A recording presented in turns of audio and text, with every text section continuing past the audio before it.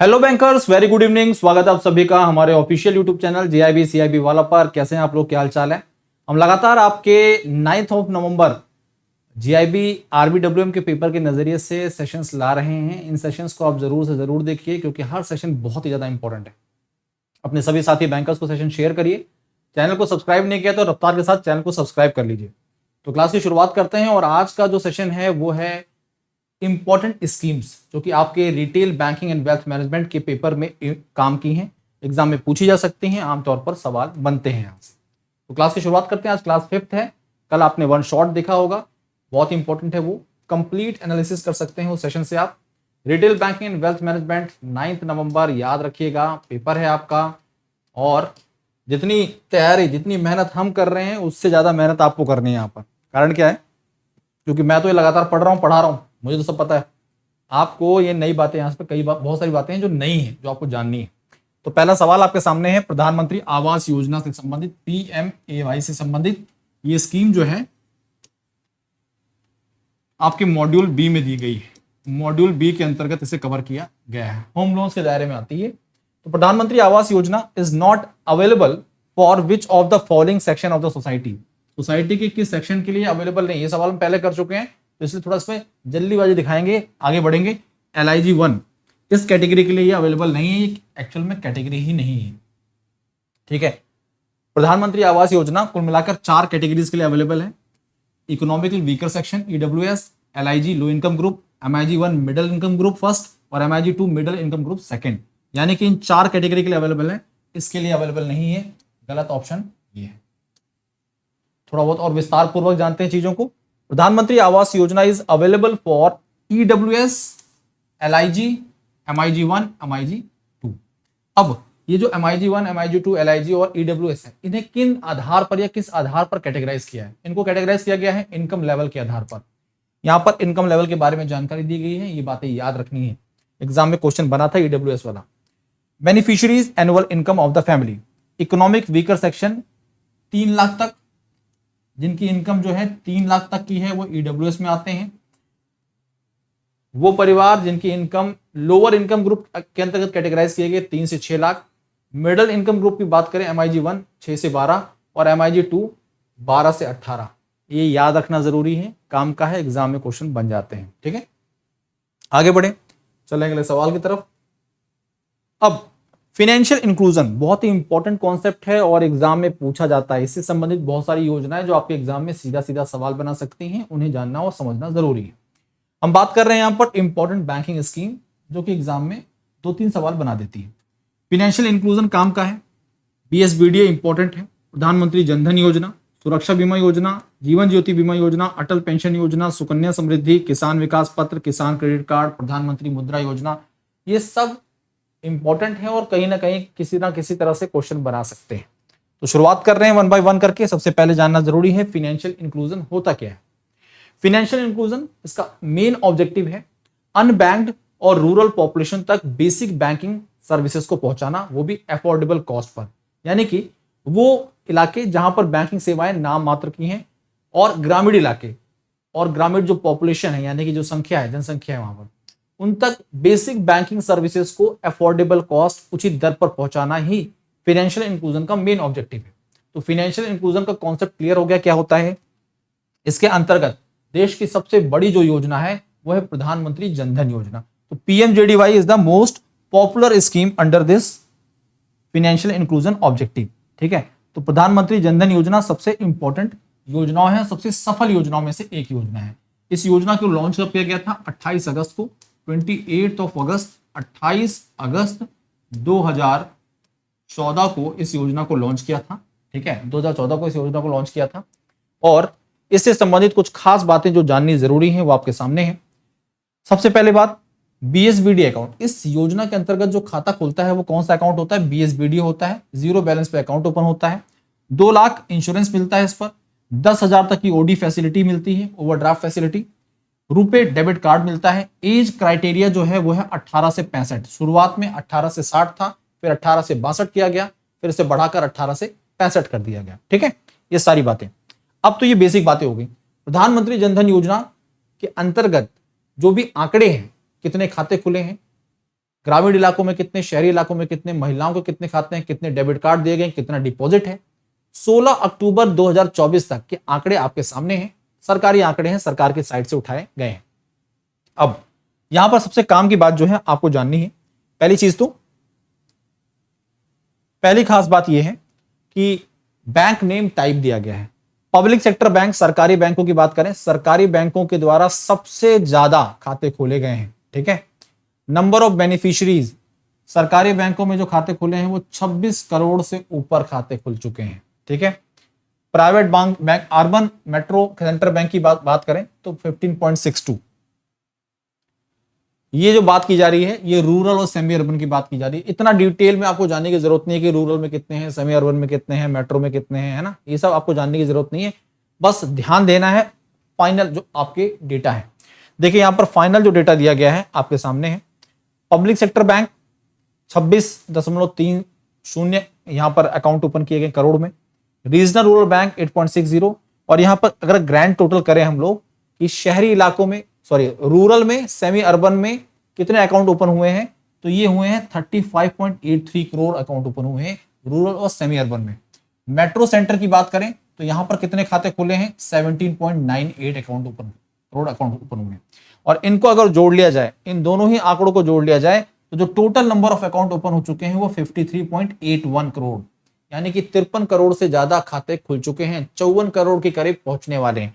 53.81 करोड़ खाते खुले हैं जनधन योजना के तहत। 16 अक्टूबर तक की बातें मैं आपको बता रहा हूं। यहां पर अगर इन खातों की बात करें तो महिलाएं यहां पर आगे चल रही हैं, महिलाओं ने ज्यादा अकाउंट ओपन किए हैं एज कंपेयर टू अगर हम मेल की बात करें, पुरुषों की बात करें तो 29.96 लगभग 30 करोड़ के करीब खाते महिलाओं ने ओपन किए हैं यहां पर।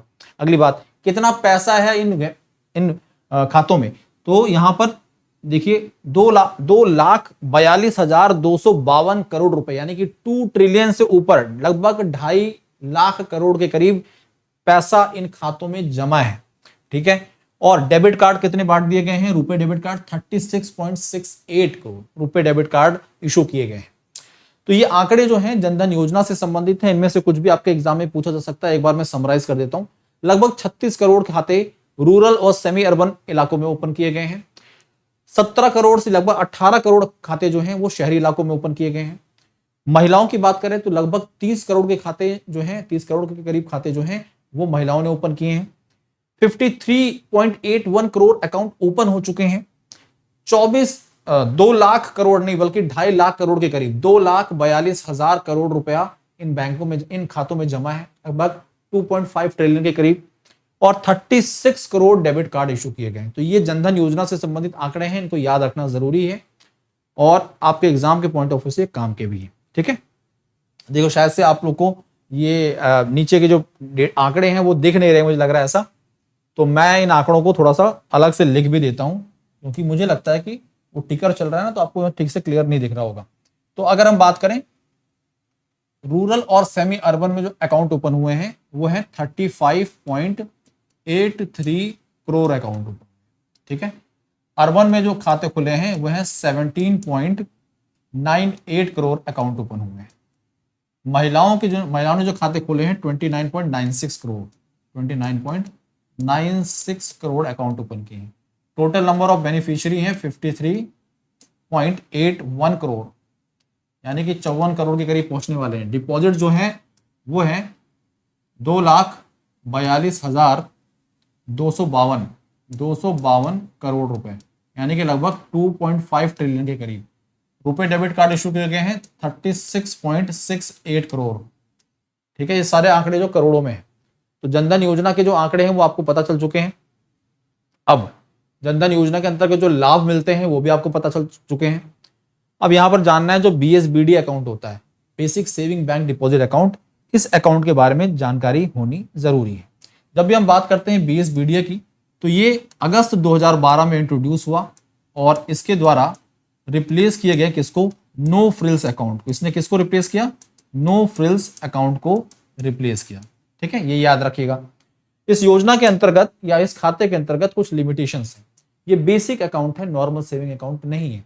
इसका मतलब जिसने भी ये खाता खुलवाया है उसको इस अकाउंट का इस्तेमाल करना है, लेकिन कुछ सीमित दरों के तहत या फिर कुछ नियमों के तहत, जैसे कि 1 लाख तक एक वर्ष में डिपॉजिट जमा हो सकता है, हर महीने 10,000 तक का विड्रॉ किया जा सकता है, किसी भी समय इस खाते में ज्यादा से ज्यादा 50,000 तक का कैश रह सकता है।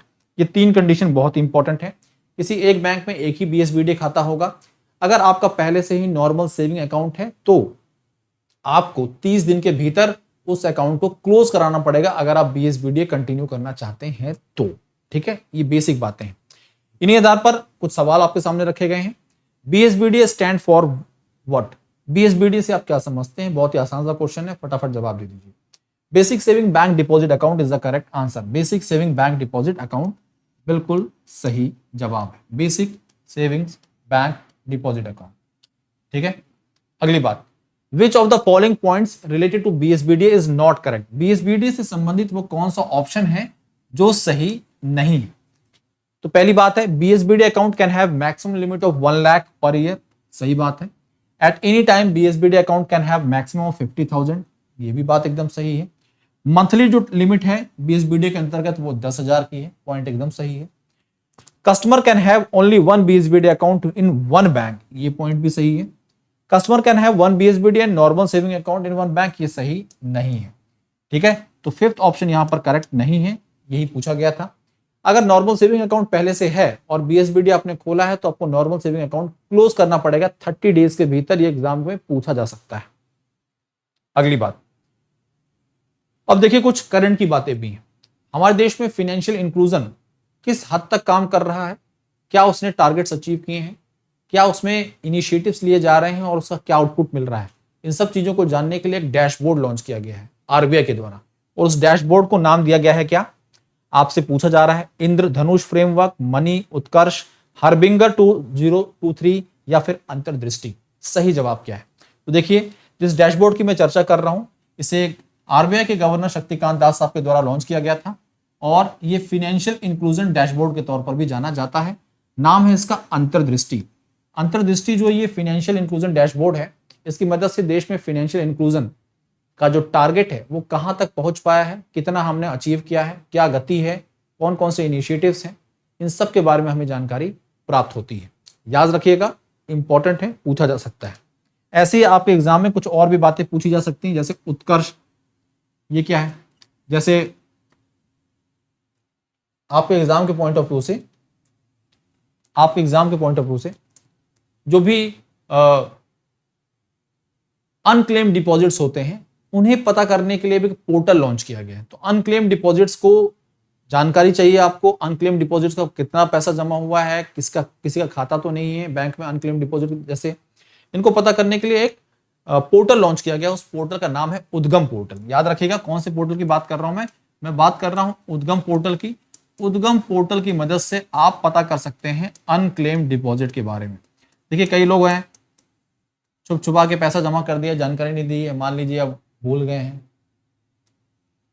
अब नहीं रहे हैं, तो उनके बारे में जो उनके बेनिफिशियरी हैं या फिर जो नॉमिनीज हैं उनको जानकारी होनी चाहिए। तो वही ऐसे पता कर सकते हैं पोर्टल की मदद से अनक्लेम डिपॉजिट के बारे में। ठीक है, ये आपको पता होना जरूरी है। आगे बढ़ते हैं अगले सवाल की तरफ। Total number of accounts open under प्रधानमंत्री जनधन योजना टिल अक्टूबर 2024। देखिए, अभी बताया मैंने लगभग कितने खाते खुल चुके हैं। तो खातों की बात करें एक बार, अब देखिए यहां पर खातों की जब बात करेंगे तो आप थोड़ा सा फंस सकते हैं। ठीक है, आप 53 करोड़ लगाएंगे या 54 करोड़ लगाएंगे, ये आप पे डिपेंड करता है। अब यहां पर आंकड़ों को देखिए जरा, आप यहां पर आंकड़ों को देखिए। आंकड़ों को जब देखेंगे तो जो टोटल अकाउंट ओपन हुए हैं वो 53.81 करोड़ हुए हैं, जो कि 54 करोड़ के काफी करीब है। तो आपको आंसर जो लगाना है वो क्या लगाना है? 54 करोड़ अकाउंट ओपन हो चुके हैं। सही जवाब क्या होगा? ये आंसर होना चाहिए।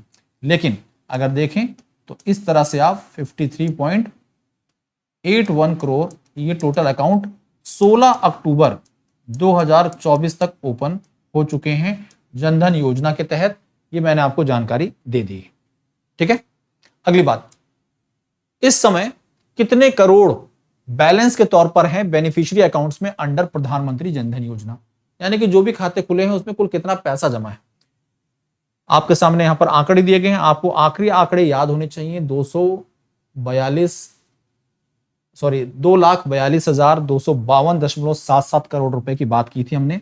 तो आप डी और ई वाले ऑप्शन में कंफ्यूज हो सकते हैं, ठीक है, डी और ई वाले ऑप्शन में कंफ्यूज हो सकते हैं। यहां पर सही जवाब जो है वो है 2,42,252 करोड़ रुपए, लगभग 2.5 ट्रिलियन के करीब है, 2.4 ट्रिलियन, ऐसे याद कर लीजिए 2.4 ट्रिलियन, इस तरह से समझ सकते हैं, ठीक है, ओके। अगला सवाल है what is the premium amount in प्रधानमंत्री जीवन ज्योति बीमा योजना, PMJJBY। अब याद रख लीजिए, जीवन ज्योति बीमा योजना, प्रधानमंत्री सुरक्षा बीमा योजना और अटल पेंशन योजना APY, ये तीनों ही योजनाएं एक दिन लॉन्च की गई थी, कब, 9 मई 2015 को। तो 9 मई 2015 को ये तीनों ही योजनाएं लॉन्च की गई एक साथ, कहां से, किसके द्वारा, PM मोदी, प्रधानमंत्री नरेंद्र मोदी जी द्वारा। कहां पर, कोलकाता में इन योजनाओं को लॉन्च किया गया था। कोलकाता टारगेट चल रहा था उस समय, यानी कि पश्चिम बंगाल चुनाव का टारगेट चल रहा था, तो योजनाएं बहुत ज्यादा लॉन्च की गई थी वहां पर। अब पूछा जा रहा है जीवन ज्योति बीमा योजना में इस समय प्रीमियम क्या है। देखिए कोई भी इंश्योरेंस स्कीम से जुड़ेंगे आप, प्रीमियम होगी वहां पर। तो प्रीमियम यहां पर कितना है, 330 है, 500 है, 12 रुपए है, 1000 रुपए है, या फिर नन ऑफ दीज है। तो आपकी जानकारी के लिए सही जवाब क्या है, नन ऑफ दीज। वैसे करेक्ट आंसर क्या होना चाहिए, करेक्ट आंसर है प्रीमियम 436 रुपए। इस समय प्रधानमंत्री जीवन ज्योति बीमा योजना के तहत, जीवन ज्योति बीमा योजना के तहत जो प्रीमियम मिल रहा है वो क्या है, 436 रुपए। प्रीमियम जो देना पड़ रहा है वो है 436 रुपए। इस योजना के अंतर्गत जो लाभ मिलता है वो भी समझ लीजिए। ये प्रधानमंत्री जीवन ज्योति बीमा योजना ये नेचुरल डेथ को भी कवर करती है ना, यहां पर नेचुरल डेथ भी कवर की जाती है। नेचुरल डेथ हो, एक्सीडेंटल डेथ हो, ठीक है जी, सब कवर की जाती है। अब इस योजना के तहत जो इंश्योर्ड अमाउंट आपको मिलता है, जो इंश्योर्ड अमाउंट है वो क्या है भैया, वो है 2 लाख का। कितने का है, 2 लाख का। एज क्राइटेरिया क्या है, कितना है, एज क्राइटेरिया जो है वो कितना है, एज क्राइटेरिया है 18 से 50 वर्ष, 80 to 50 years is the age criteria, ठीक है। 18 से 50 वर्ष एज क्राइटेरिया है जीवन ज्योति बीमा योजना का। अब एक और बात समझ लीजिए, आपसे कोई पूछे कि सुरक्षा बीमा योजना जो है, प्रधानमंत्री सुरक्षा बीमा योजना, इसकी जब बात करें तो इसमें प्रीमियम रेट क्या है, तो प्रीमियम है इसमें 20 रुपया। पहले कितना हुआ करता था, 12 रुपए हुआ करता था, इसे भी बढ़ा दिया गया है, ठीक है, इसको भी बढ़ा दिया गया। ये भी आपको पता होना जरूरी है, पता होना जरूरी है, ठीक है, क्लियर है, ओके। तो डियर बैंकर्स, आप लोगों को सारी बातें एकदम समझ आ रही होंगी, कोई दिक्कत परेशानी आपको नहीं हो रही होगी अभी तक की बातों में। आगे अब देखिए यहां पर सुरक्षा बीमा योजना की मैं बात कर रहा था, इसमें एज क्राइटेरिया जो है 18 से 70 वर्ष है। यहां पर जो 1 लाख तक का और 2 लाख तक का 2 आंकड़े हैं। 1 लाख का मतलब है अगर पार्शली डिसेबल्ड हो रहा है, कोई पार्शली डिसेबल्ड हो रहा है तो उसे 1 लाख का इंश्योरेंस है, और फुली डिसेबल्ड हो रहा है, फुली डिसेबल्ड या डेथ के केस में, डिसेबल्ड या फिर डेथ के केस में 2 लाख का इंश्योरेंस, ठीक है। ये एक प्रकार की एक्सीडेंटल इंश्योरेंस है। कैसा इंश्योरेंस है, एक्सीडेंटल इंश्योरेंस है, एक्सीडेंटल इंश्योरेंस है, ठीक है। ये बातें याद रखनी है आपको।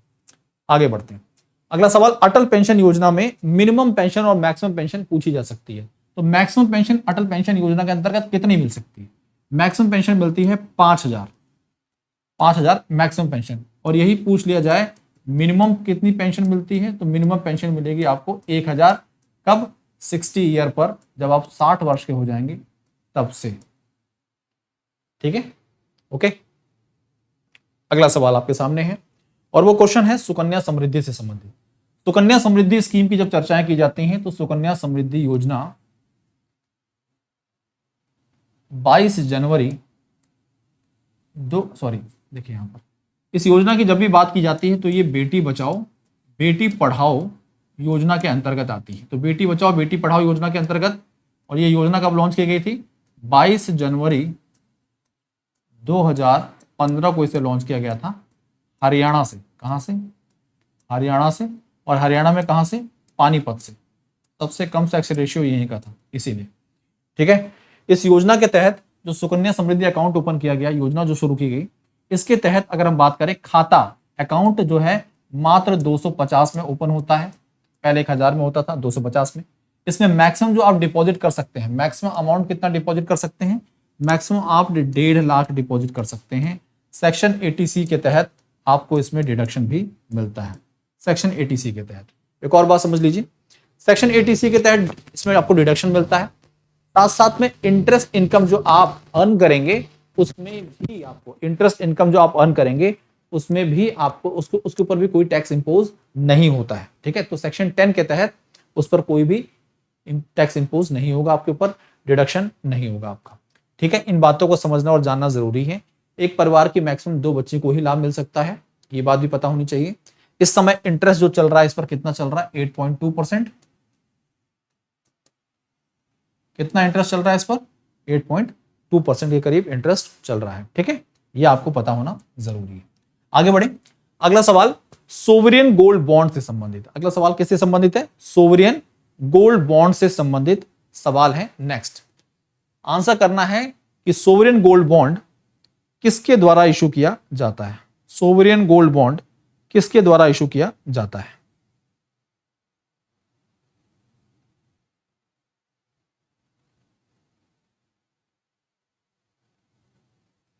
सोवरियन गोल्ड बॉन्ड किसके द्वारा इशू किया जाता है, एक क्वेश्चन अलग है।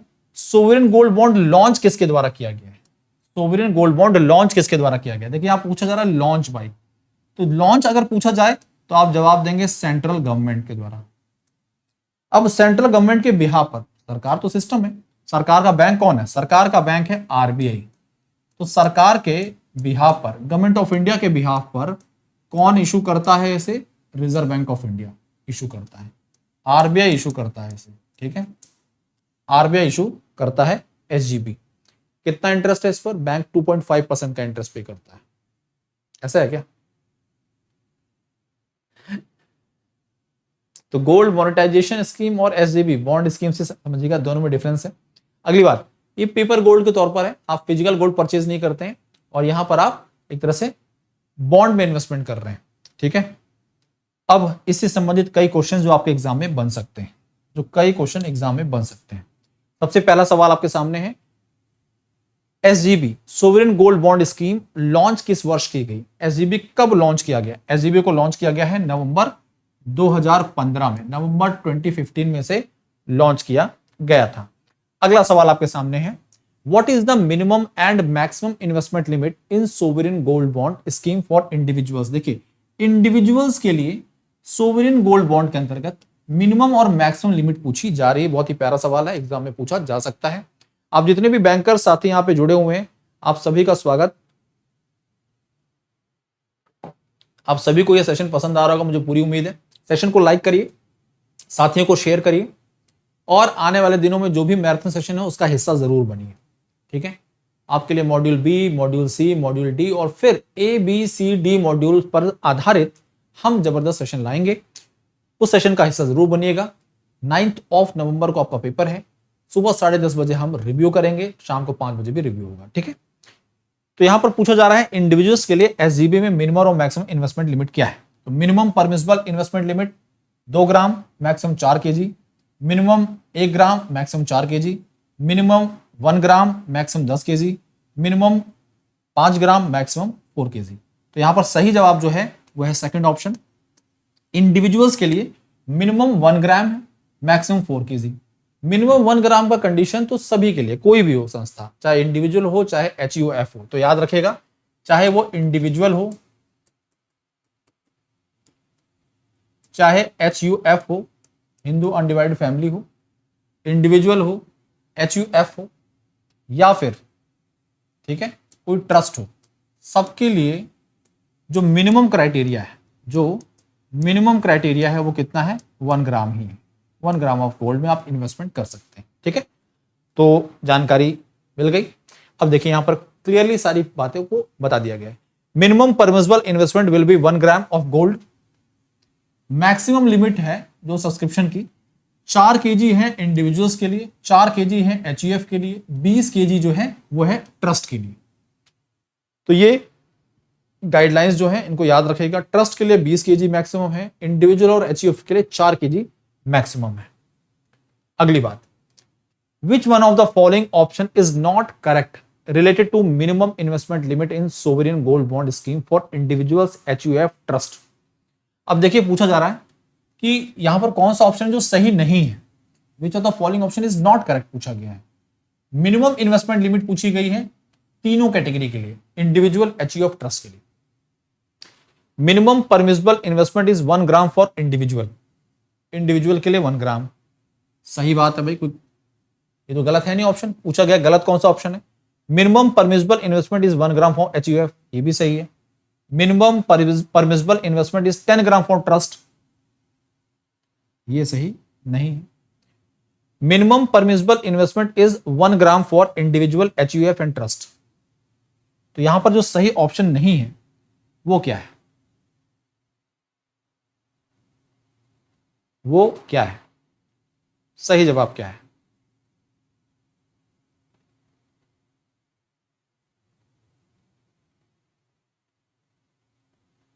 ठीक है,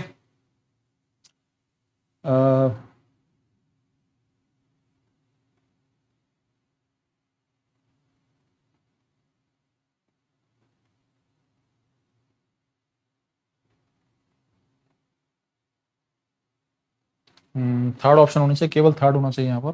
ठीक है, यहाँ पर कुछ तो गड़बड़ है। Minimum investment is 1 gram for individual achievement trust, तो यहाँ पर केवल थर्ड होना चाहिए। एक ऑप्शन यहाँ पे डाल देते हैं हम लोग, ओनली थर्ड। ठीक है, तो ओनली थर्ड, ये वाला ऑप्शन यहाँ पर सही होना चाहिए। ठीक है, थर्ड ऑप्शन यहाँ पर गलत है। आगे बढ़ते हैं। अब देखिए यहाँ पर सारी जानकारी दी गई है। Minimum permissible investment will be 1 gram of gold. Minimum जो परमिसिबल लिमिट है वो 1 ग्राम ऑफ गोल्ड है। The maximum limit of subscription 4 KG individual के लिए, 4 केजी एचयूएफ के लिए, 20 केजी ट्रस्ट के लिए है। ये हम पहले भी पढ़ चुके हैं, बता चुके हैं आपको। अगला सवाल आपके सामने है, how the nominal value of sovereign gold bond is calculated. Nominal value को हम कैसे कैलकुलेट कर सकते हैं सोवरेन गोल्ड बॉन्ड स्कीम के अंतर्गत? तो नॉमिनल वैल्यू जो है उसे कैलकुलेट करने का तरीका है, जिस दिन भी बॉन्ड इशू किया जाता है उससे 3 दिन पहले का, 3 दिन पहले की बात कर रहे हैं, यानी कि जिस दिन बॉन्ड इशू किया गया उससे 1 दिन, 2 दिन और 3 दिन का, ये जो पिछले 3 दिन है, पिछले 3 दिन की जो क्लोजिंग प्राइस होती है उसका सिंपल एवरेज लिया जाता है। क्या लिया जाता है? Simple average. तो देखिए यहां पर कौन सा ऑप्शन है, by the simple average of closing price of gold for the last 2 days. तो लास्ट 2 डेज, तो ये ऑप्शन सही नहीं है। By the simple average of the closing price of gold for the last 3 days, ये option यहां पर सही है। लास्ट 2 डेज यहां पर फिर लिखा गया, जो कि सही नहीं होना चाहिए। By the simple average of the highest price of लिखा हुआ है, तो हाईएस्ट प्राइस नहीं होना चाहिए, क्लोजिंग प्राइस होना चाहिए। तो क्या होना चाहिए? हाईएस्ट प्राइस नहीं है, क्लोजिंग प्राइस होना चाहिए। और क्लोजिंग प्राइस यहां पर क्या लिखा हुआ है, ये एकदम सही ऑप्शन है। तो जो सही जवाब है वो क्या है? बी ऑप्शन यहां पर एकदम परफेक्ट है। मैं फिर से बता देता हूं, जिस दिन बॉन्ड इशू किया गया है उससे पिछले 3 दिन की जो क्लोजिंग प्राइस है, ठीक है, उनका सिंपल एवरेज लिया जाता है। तो simple average of prior 3 days of issuance of sovereign gold bond scheme. ठीक है, और याद रखिएगा क्लोजिंग प्राइस की बात है, हाईएस्ट प्राइस नहीं है। आगे बढ़ते हैं। अब कोई पूछे कि नॉमिनल वैल्यू जो है सोवरेन गोल्ड बॉन्ड की कैलकुलेट कौन करता है, तो इसे कैलकुलेट किया जाता है by taking the simple average of the closing prices of 999 purity gold for 3 business days before the subscription period. The Indian Boolean and jewellers association, जिसे आप IBGA बोलते हैं, इनके द्वारा इसे पब्लिश किया जाता है। ठीक है, इनके द्वारा इसे पब्लिश किया जाता है। आगे अगला सवाल, is premature redemption of gold bond permitted. क्या प्रीमेच्योर रिडेम्पशन जो है गोल्ड बॉन्ड का परमिट है? क्या आप पहले आप प्रीमेच्योरली विड्रॉ कर सकते हैं इससे? तो आपकी जानकारी के लिए, आप 5 वर्ष जब इशू किया गया है उसके 5 वर्ष के बाद विड्रॉ कर सकते हैं इस SGB से। ठीक है, तो याद रखिएगा 5 years of issuing, after issuing. ठीक है, अब आप जितने भी दोस्त साथी मित्र हैं, आप सभी बैंकर्स को छठ पूजा की ढेर सारी शुभकामनाएं। दिवाली हो चुकी है पूरी, दिवाली ऑफर जो था वो भी हो चुका है पूरा, ठीक है। और आपके लिए यहां पर एक बड़ी खास बात है, आप जितनी भी साथी बैंकर यहाँ सेशन में जुड़े हुए हैं, आपके जो भी जूनियर एसोसिएट्स हैं, जो भी साथी बैंकर्स हैं जिन्होंने जैब नहीं दिया है अभी तक, उनके लिए जैब फाउंडेशन बैच लॉन्च किया गया है। कौन सा बैच है? जैब फाउंडेशन बैच है। और जैब फाउंडेशन बैच के साथ जरूर एनरोल करिए आप लोग। और ये बैच 10 तारीख से शुरू हो जाएगा। अभी लॉन्चिंग हो चुकी है इसकी, स्टार्ट हो रहा है 10th ऑफ आपके नवंबर से। बहुत ही अच्छा मौका है इस बैच के साथ जुड़ने का। बहुत ही बेसिक से सारी बातें बताई जाएंगी आपके मई 2025 के जो जैब एग्जाम होंगे उनके पॉइंट ऑफ व्यू से। ये मेरा टेलीग्राम चैनल है GIB_CIB by भास्कर सर। ये QR कोड है, आप इस QR कोड को स्कैन करिए और इस ग्रुप के साथ जुड़ जाइए। आपको PDF और बाकी सारी चीजें यहां पर मिल जाएंगी, ठीक है। तो आज के लिए अभी के लिए इतना ही, धन्यवाद। और होप सो सारी बातें क्लियर हैं, कोई दिक्कत परेशानी नहीं है। लगातार हमारे साथ बने रहिए। आने वाले दिनों में आपके लिए हम ला रहे हैं 5 तारीख को मॉड्यूल बी पर मिनी मैराथन, मॉड्यूल सी पर 6 तारीख को और मॉड्यूल डी पर 7 तारीख को। 8 तारीख को महामैराथन क्लास होगी, बहुत ही जबरदस्त क्लास होगी। उस क्लास का हिस्सा जरूर बनिएगा। आज के लिए अभी के लिए इतना ही, धन्यवाद, थैंक यू।